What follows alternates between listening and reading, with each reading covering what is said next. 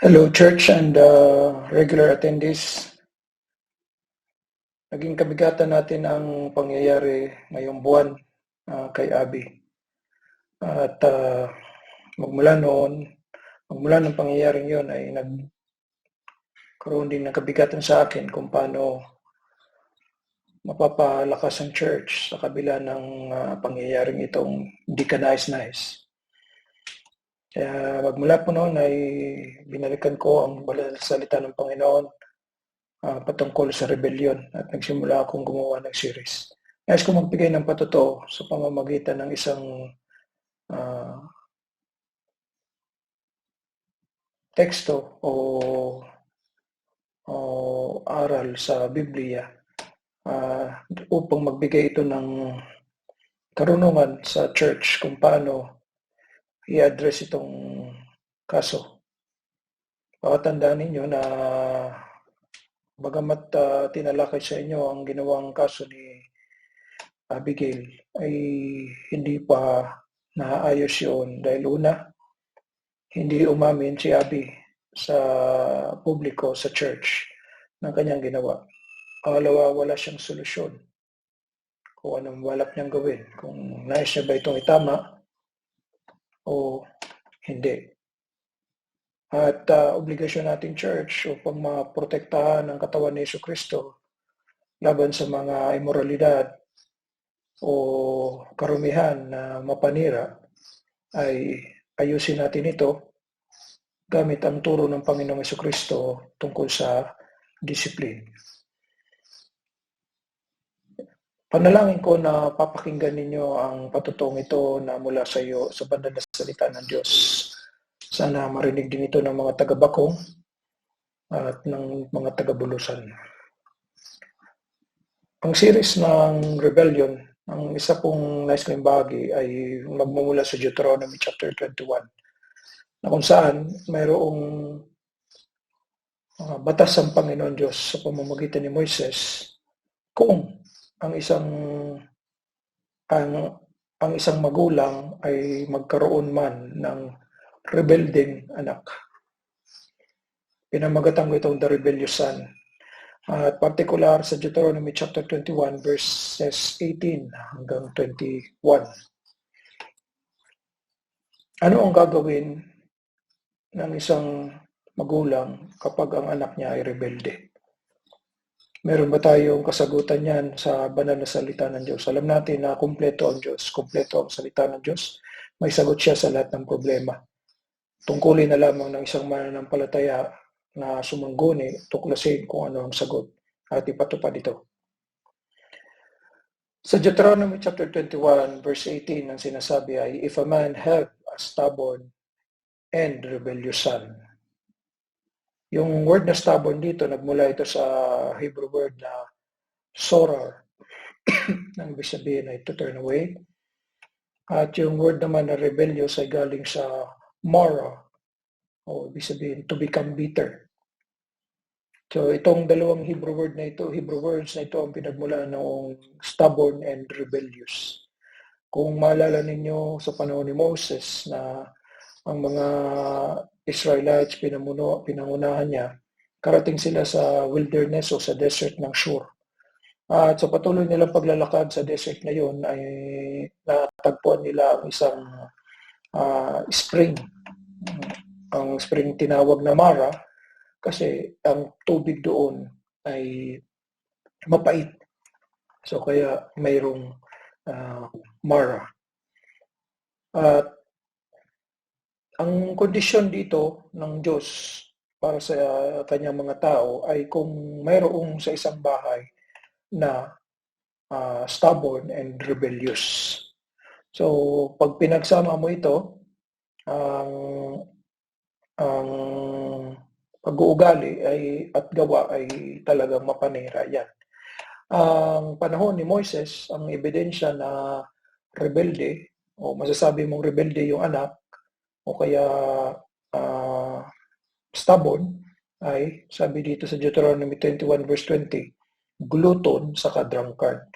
Ang basic na pamumuhay naman noon, magtrabaho para kumain at uminom. So, matatawag nating rebelde kapag siya ay may pag-aabusong ginawa sa pang-araw-araw na pamumuhay, sa pangangailangan, sa pagtatrabaho. So glutton, ibig sabihin pang-aabuso sa pagkain, drunkard naman, pag-aabuso sa pag-iinom. At yung maling gawi sa pagkain, maling gawi sa pag-iinom. So kung i-apply natin ito, anumang ginagawa natin na inaabuso natin, mali na pero ginagawa, ay matatawag mo yan o maikakategorya mo na yan na stubborn at rebelde. Hindi ka rin gumagawa, tamad, rebelde din yan. Sa makatawid, a rebel child is bitter against and will turn away from parents. So, masasabi mong rebelde kung may kapaitan siya sa kanyang mga magulang. Kung mapait nga sa magulang, ay lalo pa sa ibang taong hindi ka ano-ano at hindi ka dugo tulad ng church.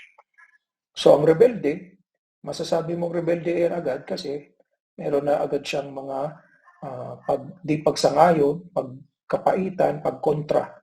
Kaya di na magtatagal, kapag may pait na, tatalikod na siya sa kanyang mga magulang. So, mayroong mga magulang sana nakakapanood nito at nakakapakinig. Seryosohin ninyo ito. Dahil hindi pwede na walang aksyon ng church. Kaya bilang inyong punong tagapangasiwa, kahit ako'y nasa malayong lugar, ay hindi ko hahayaan na walang desisyon at aksyon ng church laban sa kaso ni Abby at laban sa bawat anak ng mga miyembro na bigla na lang nawala. Pakatandaan ninyo mga magulang na rebelde ang mga anak ninyo. So, kayo, Brother Randy, rebelde si Abby. Ikaw, Sister Rose, matatawag mo rebelde ang mga anak mo. Si Danica, si Christian, si Alondra, at ngayon si Danilo. Dahil nandyan ang mga katangian na yan. Hindi mo pwedeng sabihin na may pagkilala sila sa iyo, hindi nga sila nakikinig.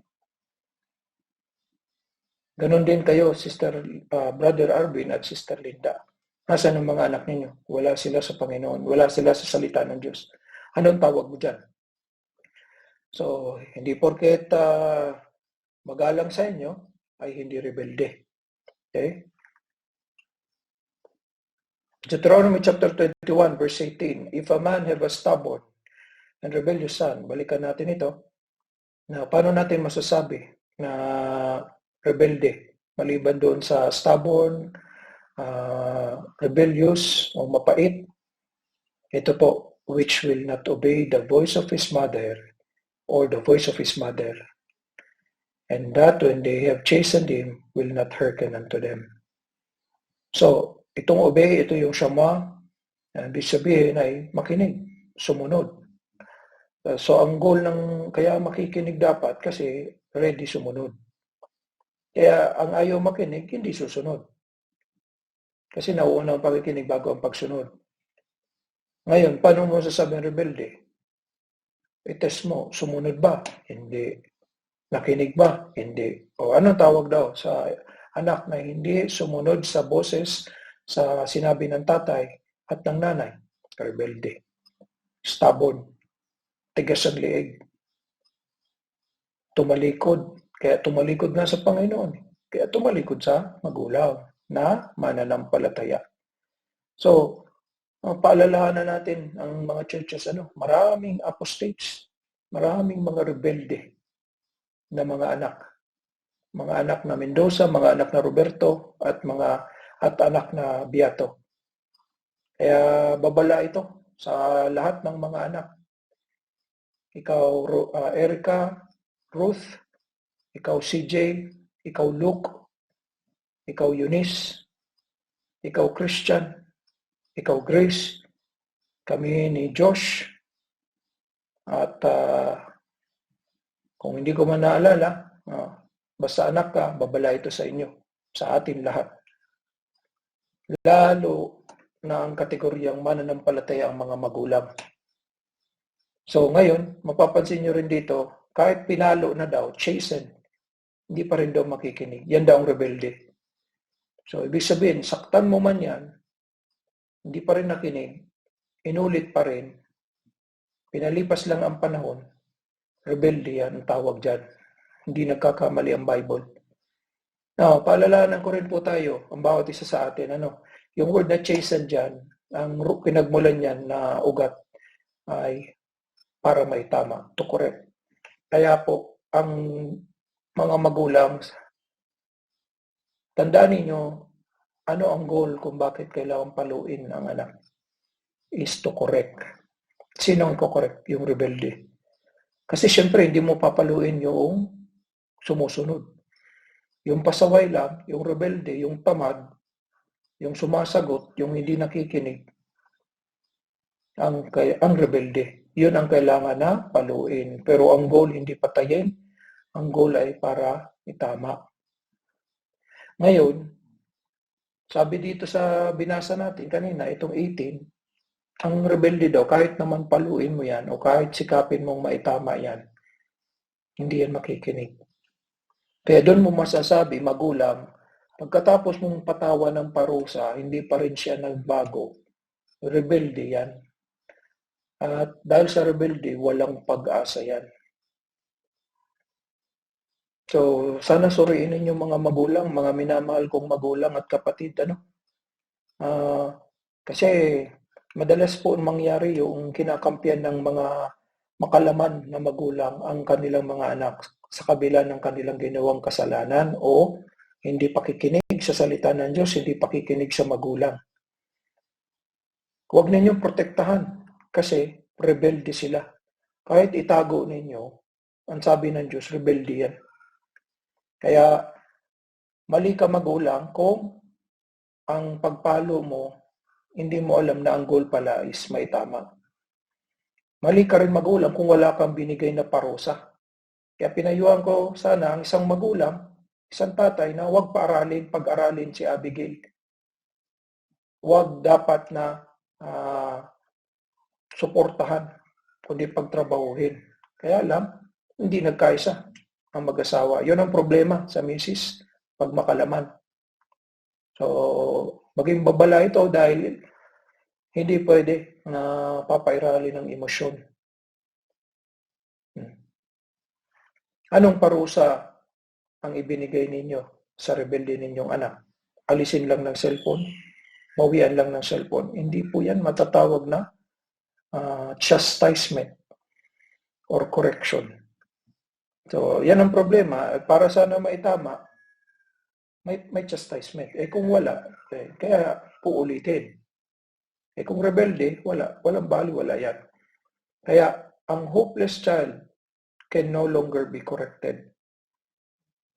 Itapon ko ito sa iyo, Abi. Hopeless ka na bang anak? Rebelde ka ba talaga? Sana hindi.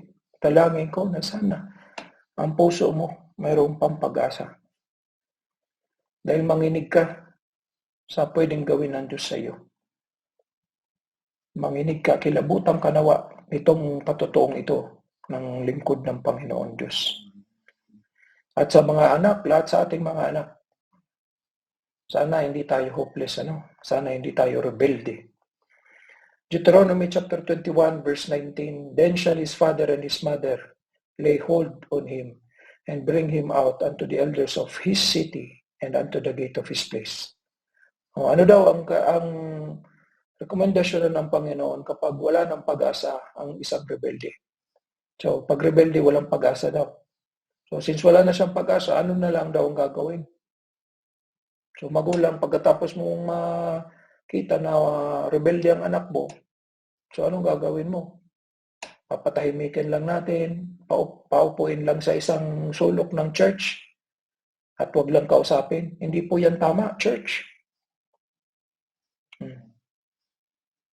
Hindi po yan. Aaksyonan po yan dapat. At so far, wala pa pong aksyon. Oo, pinalipas ang anniversary. Pero lahat, kailangan babalansin natin. So, ano ang sinasabi dito? Ang wala na raw na pag-asang rebelde, ano daw ang gagawin ng magulang? Pansinin nyo dito, Sister Franz, pareho, father, mother. Nauuna yung father. Kaya si mother, kailangan magpapasakop kay father. Na ano gagawin? Magkapareho sila. Igagapos yung anak. Huhulihin yung anak. Dahil pag hindi mo inuli, hindi mo na control, lalayas tulad ng ginawa ni Abby. At ano gagawin? Kukunin yung anak at dadalhin ito sa mga namumuno doon sa lungsod kung saan man nakatira yung anak na rebelde. So, ibig sabihin, ang magulang, isusurrender niya yung rebelde nilang anak sa mga elders para siya ay husgahan, hukuman, parusahan. Gusto ko makita ninyo dito na kapag hindi talaga sumusunod ang isang anak sa magulang, ay crucial yan sa Panginoon Diyos para ma-identify kung ang anak ay rebelde at wala ng pag-asa. Kasi ang unang level na dapat sinusunod, magulang. Kaya ang sumusunod sa magulang, susunod yan sa Diyos.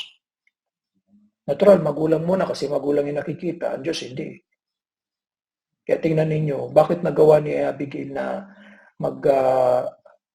rebelde laban sa Diyos, laban sa church? Kasi sa magulang pa lang nagrebelde. Kahit pa yung laman ng sulat ay mahal daw yung magulang, pero yung ginawa.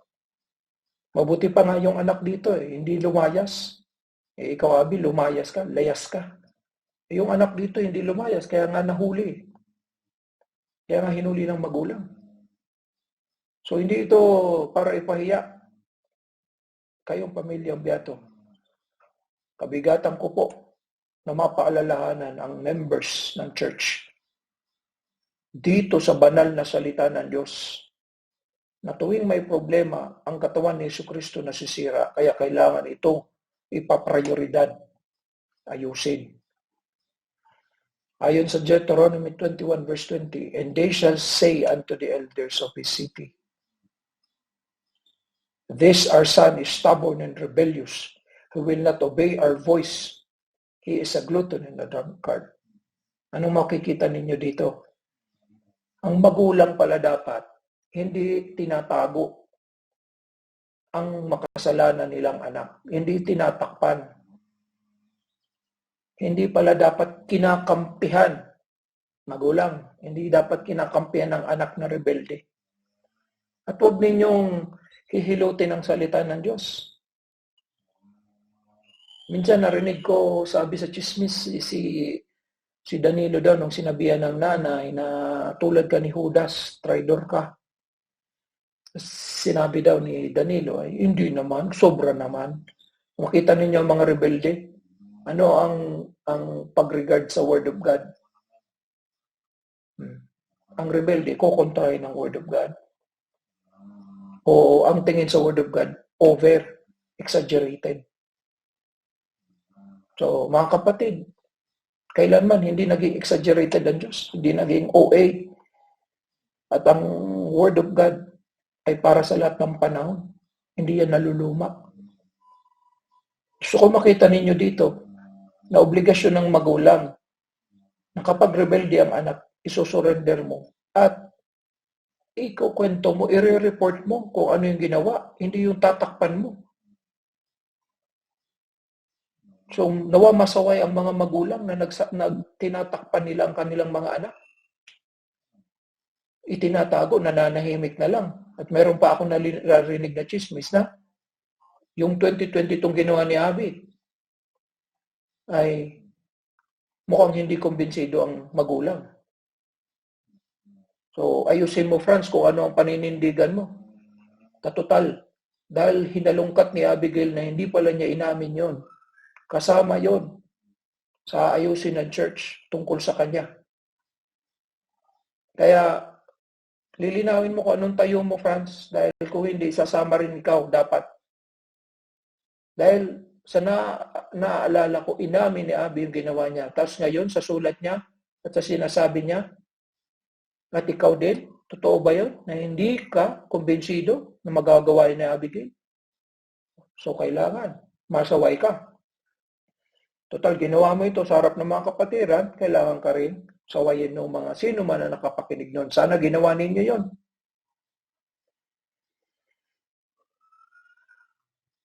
Kinukwento nyo ba yung mga ginawang kasalanan ng mga rebelding anak ninyo? O di ba madalas, kahit kayo mga taga-Bakong, tahimik lang kayo.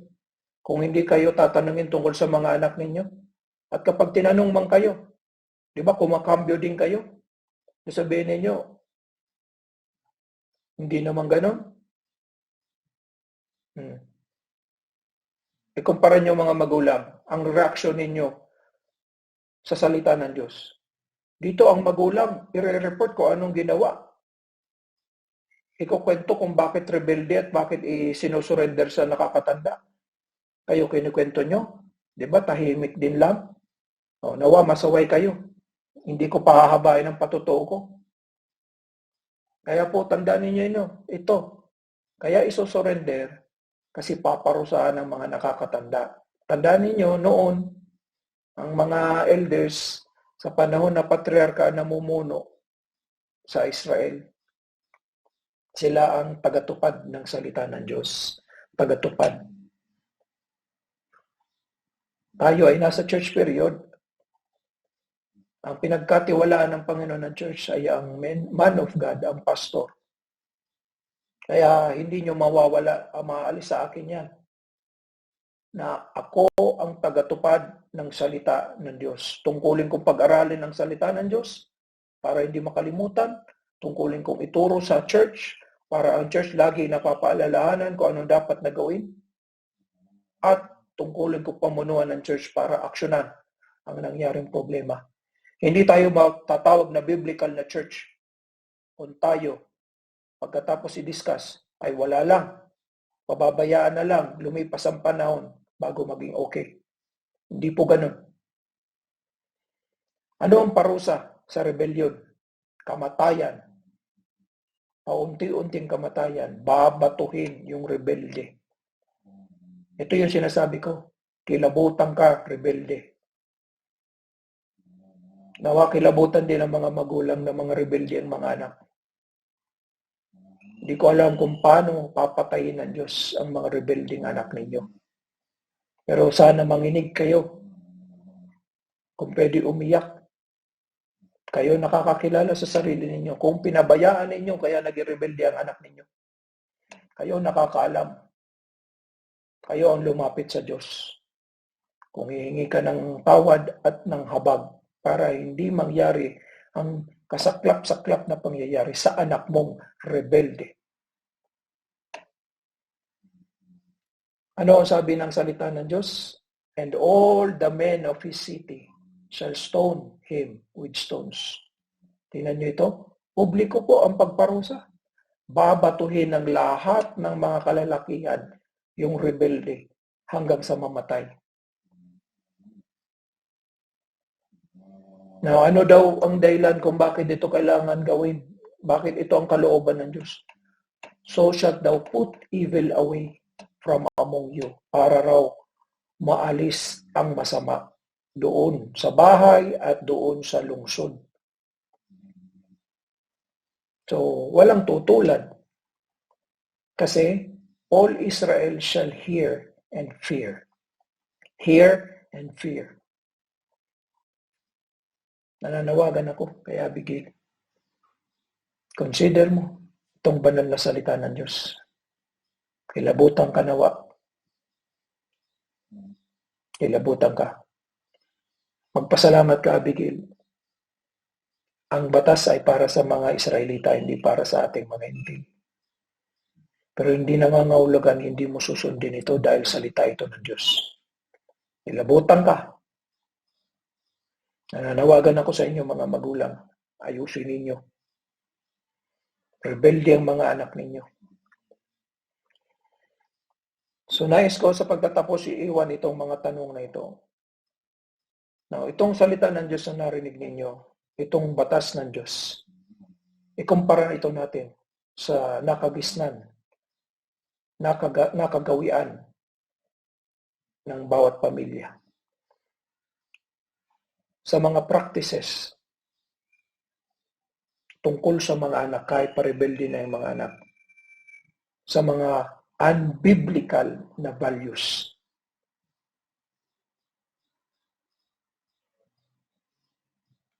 So, sana pagbulay-bulayan ninyo yan. Kasi makikita ninyo, pag nag-tolerate, hindi sinunod ang batas ng Diyos, once nag-tolerate, dumadami ang evil. Kaya anong marami sa atin ngayon? Maraming rebelde. See? Kaya kasaway-saway ang magulang na kinakampihan ng rebelde. Hindi ko lang nakumpirma, pero ayusin ninyo. Salamat sa Panginoon, sa tatay na nanandigan laban sa asawa niya.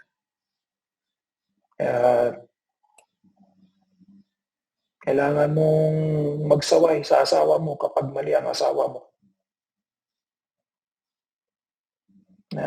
Iiling ako, nakakampihan pa ng isang magulang, yung rebelde. So, kamatayan na nga ang pataw sa rebelde, gusto mo rin mamatay. Kaya sana sa bawat bahay, hindi tradisyon ng mga matatanda at hindi yung mga unbiblical na gawi o pag-uugali ang nangingibabaw sa bahay ninyo, kundi ang biblical na gawi. Isa pa ang ibigay ko sa inyong hamon. Ano ang naging implikasyon nitong pagpatay sa anak?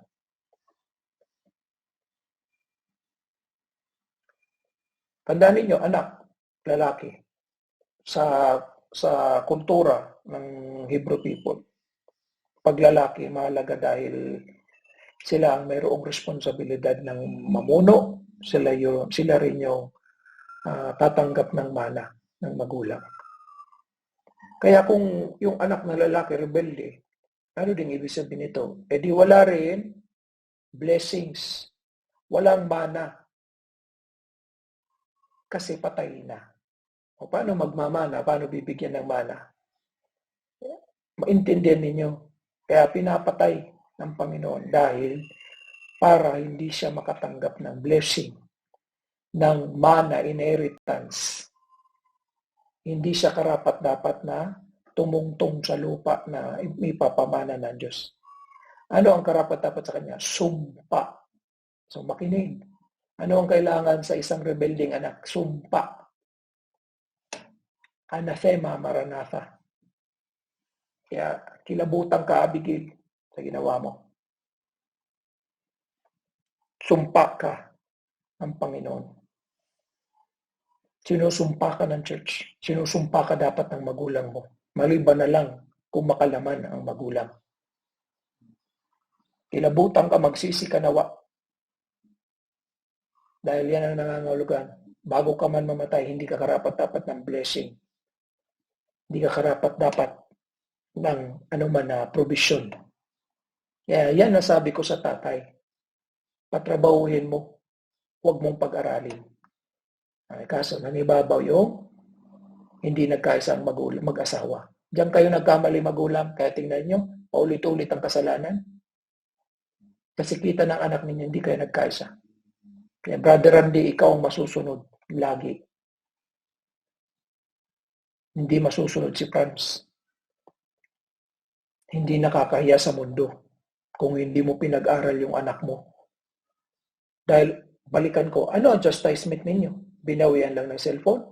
Ang babaw nun. Mas concerned kayo na pag-aralin kasi kung hindi mo pag-aralin, naglalakwat siya yan. Bakit? Pag nag-aaral, hindi maglalakwat siya. O tandaan ninyo, magulang, nakipag-date yung anak ninyo bilang estudyante ninyo. Hindi ninyo alam. See? So, ano matututunan natin kanina? Bakit na-report ng magulang yung kasalanan ng rebelde? Kasi alam nila ang ginawa ng anak. Ano nangyayari sa atin? Mga magulang, hindi alam kung anong ginawa ng anak. Kaya kasaway-saway. Mas matalino yung anak na iisa. Now, isa pa, baka gamitin ninyo ito laban sa salita ng Diyos sa akin. Si Abby po, hindi naman anak na lalaki, babae. So, paano nga ba kung ang rebelde ay babae? Tulad ng mga anak na Mendoza, tulad ng si Alondra, si Danica, mga babae ba gayon ngayon, Pastor? Opo. Ito naman po ang sagot ng Biblia sa inyo.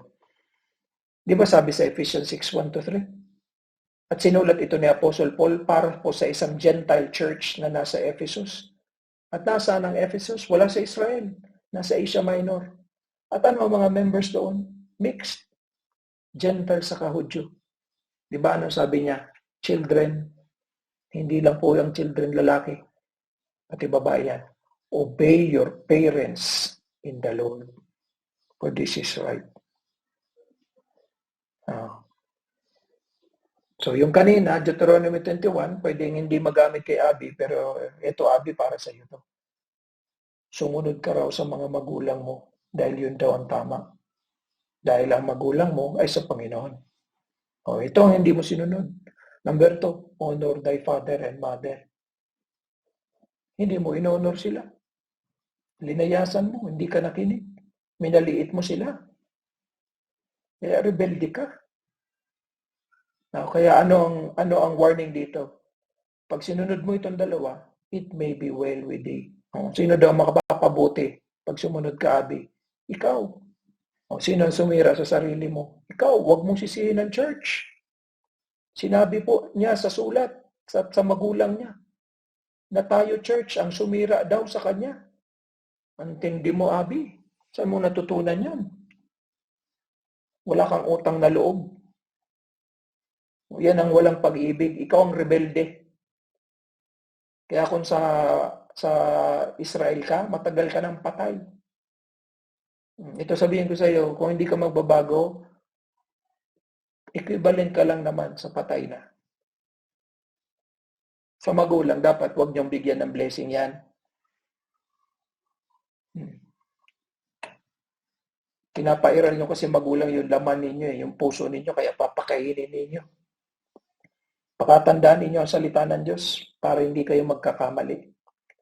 Kaya again, Brother Randy, ikaw dapat ang masunod. Ang Espiritu ng Diyos ang masusunod. Hindi dapat ang laman.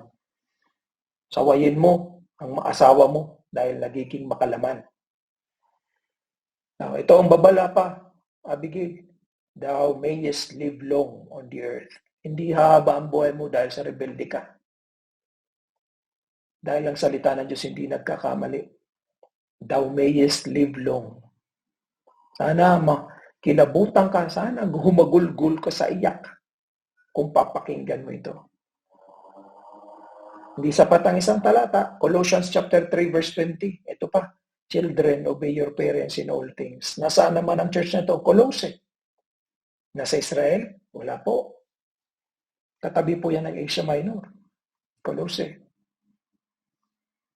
Now, bakit kailangan sumunod? This is well-pleasing unto the Lord. Verse 23, and whatsoever ye do, do it heartily as to the Lord, and not unto men. No. Yung ginawa mo 2022, yung ginawa mo paglayas, pagsama sa isang lalaki, unto men. Hindi po yan heartily as to the Lord. Yung pagkampi mo magulang sa rebelde mong anak, unto men. Hindi yan unto the Lord. Colossians 3:24-25, knowing that of the Lord ye shall receive the reward of the inheritance, for ye serve the Lord Christ. Kita mo, pinagpalit mo, Abigail, yung paglilingkod sa Panginoon.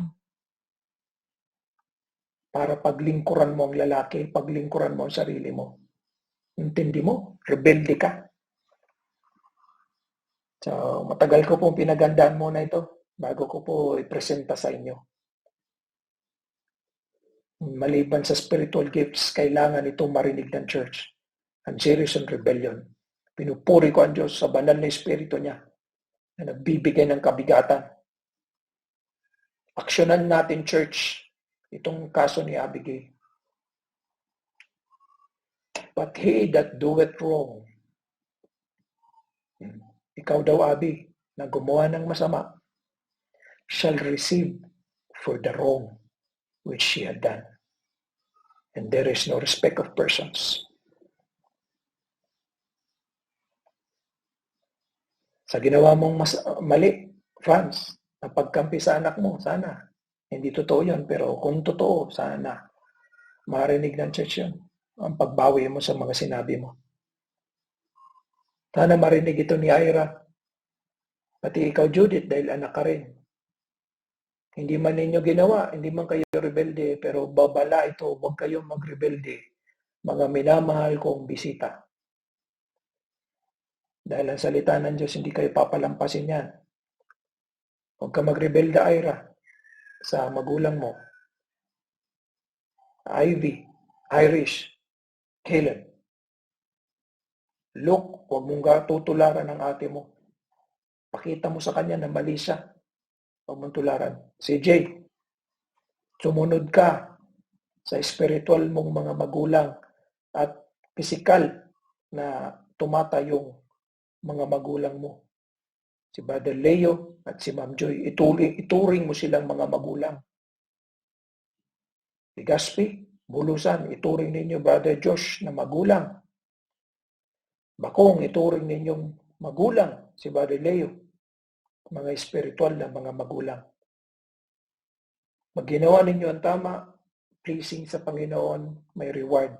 Ginawa ninyo ang mali, tatanggapin din ninyo ang masama. Kaya iwan ko ang tanong na ito, mga magulang, ano ang gagawin ninyo sa rebelde mong anak? Brother Randy, Franz, Sister Rose, Brother Abin, Sister Linda, at kung sino pa man ang sakop nito. Panghuli, ikaw rebelde na anak. Magsisisi ka ba? Nawa sapat ito para masaway ka, Abigail. At kung sino pa man na mayroong ginagawang pagre-rebelde, pagsisihan natin yan sa Diyos agad. Umasa ako na gagawa ka ng tamang desisyon, Abigail. At ititigil mo na ang panlilinlang mo sa bahay, sa pamilya mo, at sa church. Dahil baka ulitin, kapag inulit mo pa, wala ng second chance sa iyo ang Diyos. Ito ay warning para sa lahat ng mga anak.